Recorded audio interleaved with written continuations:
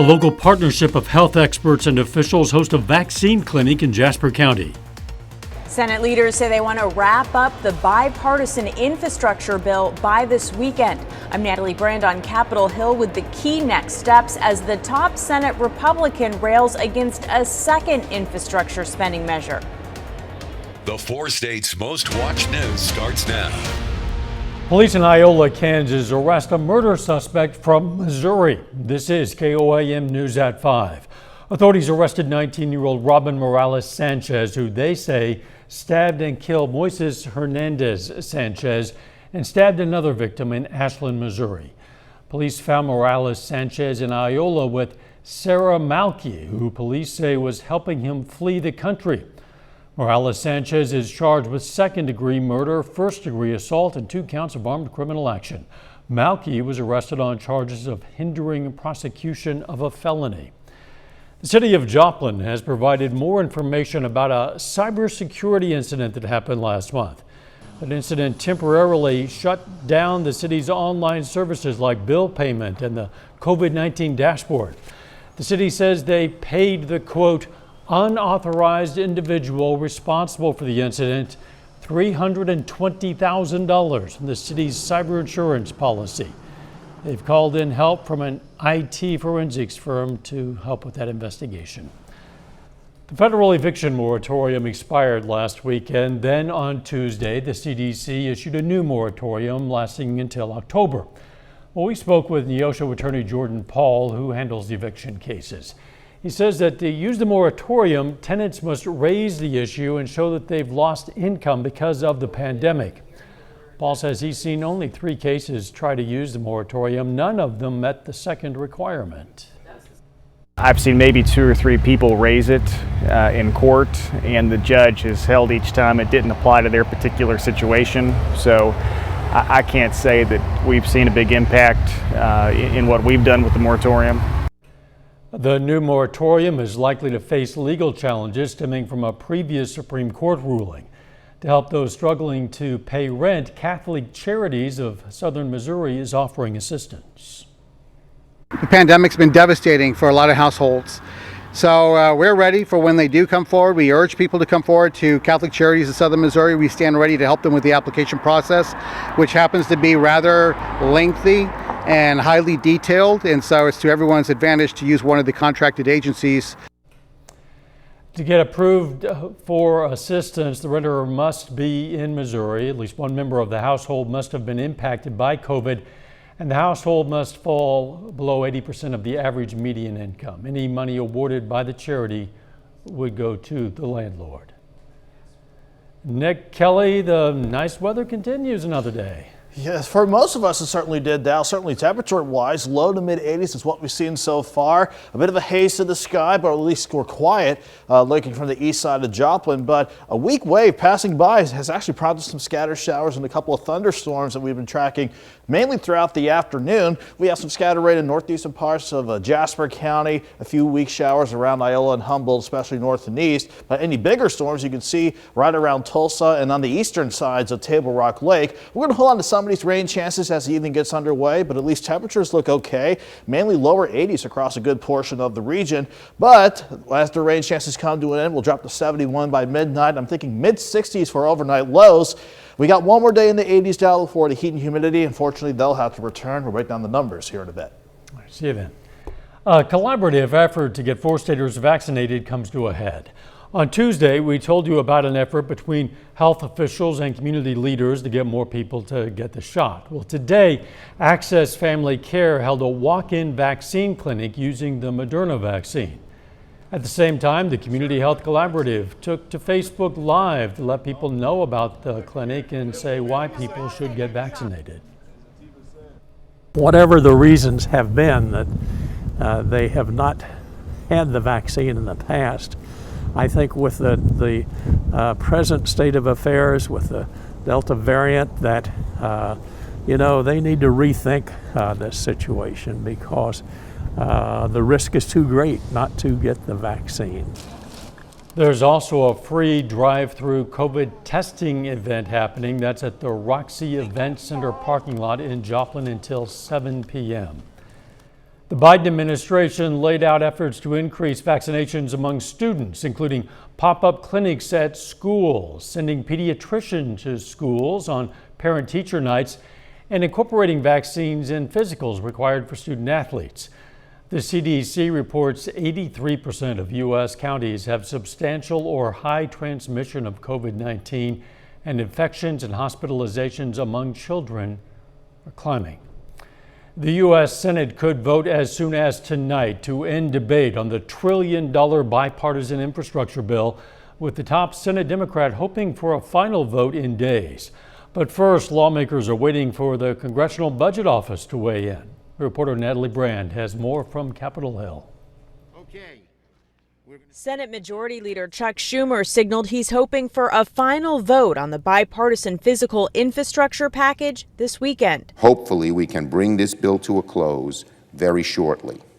Our goal is to pass both a bipartisan infrastructure bill and a budget resolution during this work period.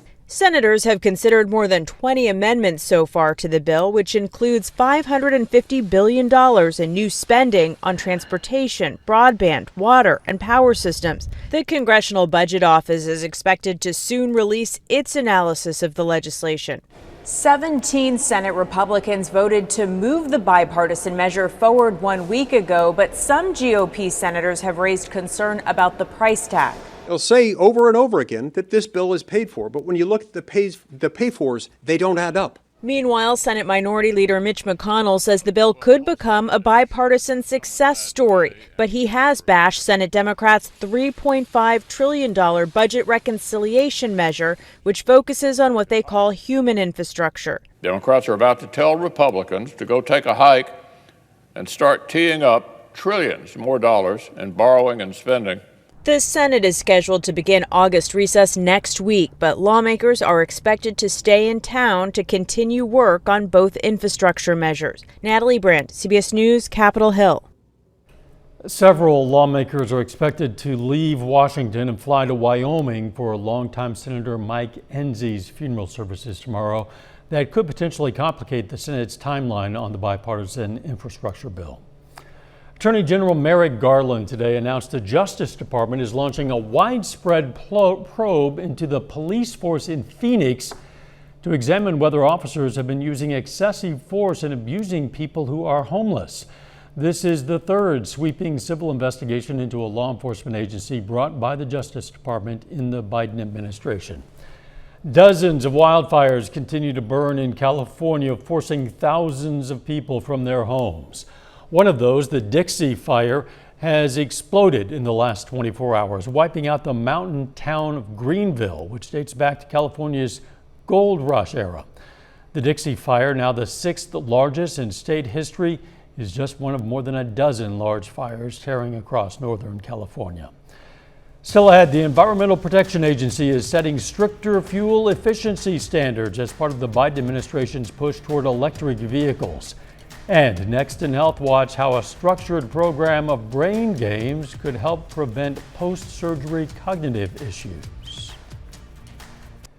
Topping Health Watch today, treating moderately ill COVID patients with full-dose blood thinners reduces the need for a ventilator and increases their chances of leaving the hospital. That's according to a large international study in the New England Journal of Medicine. But researchers found the same treatment did not have the same effect on critically ill COVID patients. A link between air pollution and dementia. University of Washington researchers used data from 2 large running studies and found a small increase in fine particle pollution levels at specific addresses in the Seattle area was associated with a higher risk of dementia for the people who live there. Right after any surgery that requires anesthesia, it's normal to feel groggy or out of sorts for a time. But as we age, the risk increases for a serious postoperative condition known as delirium. In fact, up to 50% of all seniors who undergo surgery may be agitated or have cognitive problems as they recover. But can a structured program of brain games before surgery make an impact after? For Sarah Sealing, this is more than just a game of solitaire. I had surgery because I had a pinched sciatic nerve. That surgery required Sarah to be under general anesthesia. For several weeks beforehand, Sarah began training her brain. The idea was that, an active mind is a protected mind. Dr. Humaydian gave patients iPads with a commercially available brain app already loaded. She asked patients to play the games an hour a day for a total of 10 hours or more before surgery.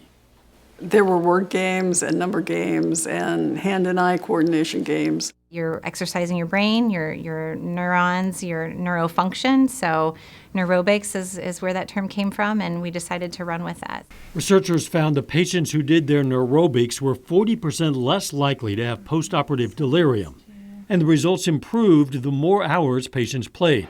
Humaydian says along with neurobics, she recommends patients take these steps before surgery.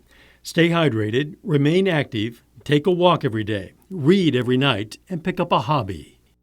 I always enjoyed this part because there's embroidery on it. For Sarah, embroidery and quilting help her stay focused. I didn't want to have hallucinations or whatever after the surgery. I had never heard of that, but I didn't want to have that to happen to me. It doesn't have much storage on it. Researchers say future studies will look at exactly how the neurobics affect the brain, and will also look to determine how many hours of brain games will help patients get the full benefits.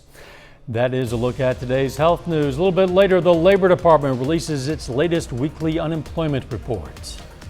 Plus, while I do want to track a few thunderstorm chances this evening, we got to track the incoming heat and humidity. We'll get to that next.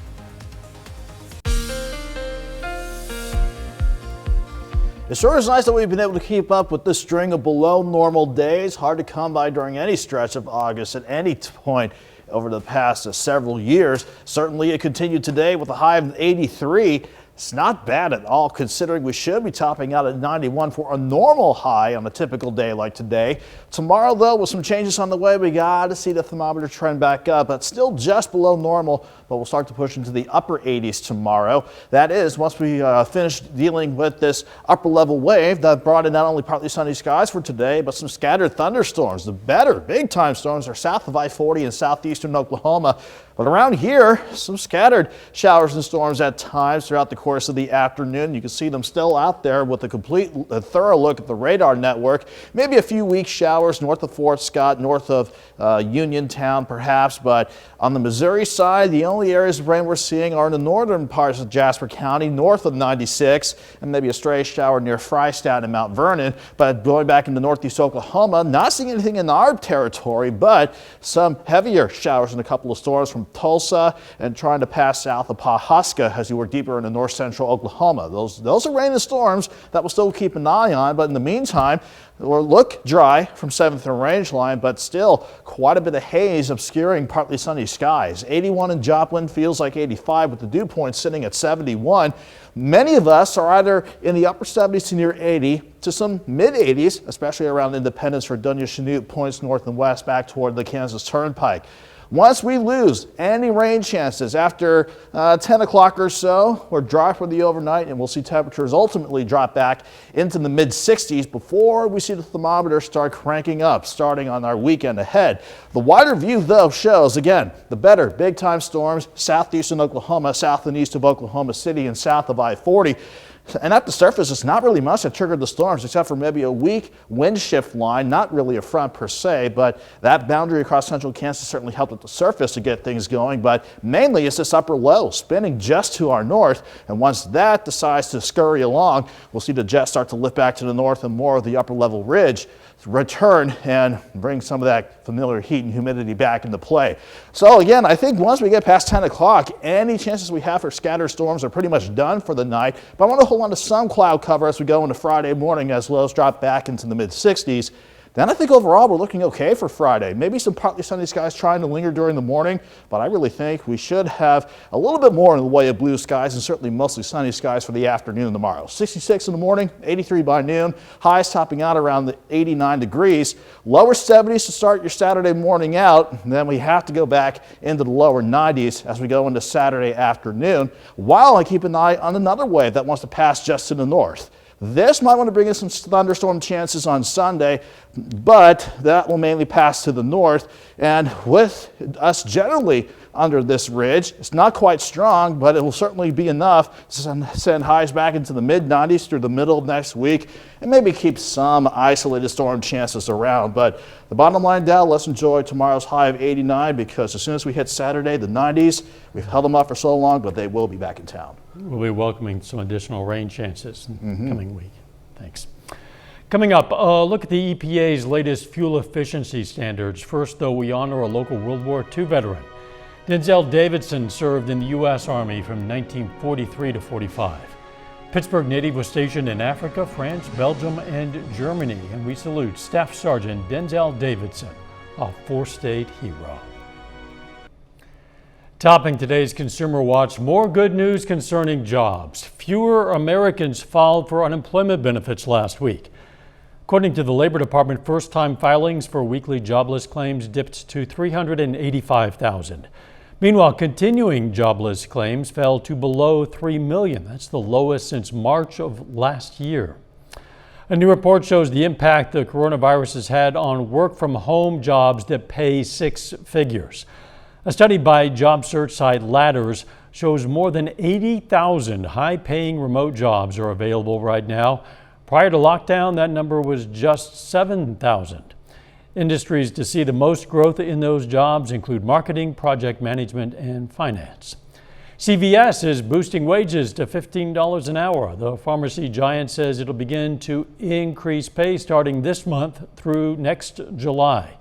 CVS currently starts its workers at $11 an hour, but it says more than 65% of its hourly employees already make more than $15 an hour. The White House wants to give the electric car industry a boost. The administration is setting new goals for EV sales and setting stricter fuel efficiency standards. Ben Tracy reports. President Biden took a quick spin in an electric Jeep outside the White House as part of his push to speed up the production of e-powered vehicles. We have a playbook and it's going to work. Today, I'm announcing steps we're taking to set a new pace for electric vehicles. The president signed an executive order that says half of all new vehicles sold in the U.S. should be electric by 2030. Right now, EVs make up just 2% of new car sales. The auto industry says it aspires to reach 40 to 50% EV sales, but that is not binding. When the automakers talk about their EV sales, they frame it as aspirations, as goals. Do you believe they're going to do what they say they may do?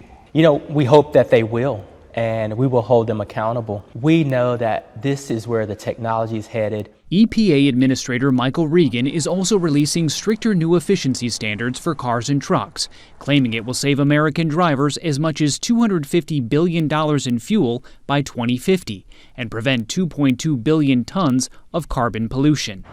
Some environmental groups wanted the administration to be bolder. The new regulations are essentially a return to the Obama administration standards undone by President Trump. I'm disappointed that the president who says global warming is an existential threat isn't putting out a rule that is up to the challenge of that threat. But the White House believes the changes will accelerate the move to green energy. Ben Tracy, CBS News, Washington. A final check of the forecast next.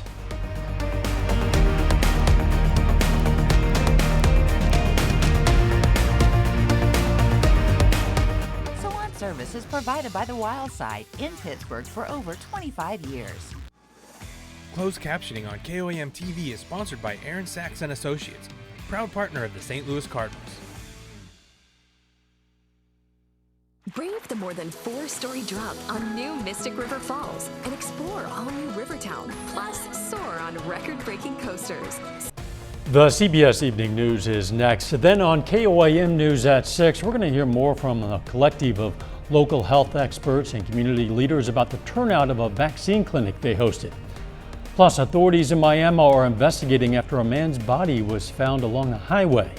And the Bourbon County, Kansas Sheriff's Office presents a check to the Kansas Special Olympics. Stay with us for the CBS Evening News and then KOAM News at 6. few of us got maybe some scattered showers today. The temperature is still not bad, Nick. Yeah, we're going to hold on to some of those rain chances for a little bit of this evening, Dal, but I think after 10 or 11 o'clock, our rain chances should be done. Mainly dry for tomorrow, but the thermometer starts ticking up. We're at 89 Friday, back into the lower 90s starting on Saturday and pushing mid-90s as early as Monday next week. Yeah, it's more typical for August. Unfortunately, it had to return sometime. Thanks for joining us. The CBS Evening News is next. And of course, we're going to be right back here for KOAM News at 6. See you then. Let's make it a great evening.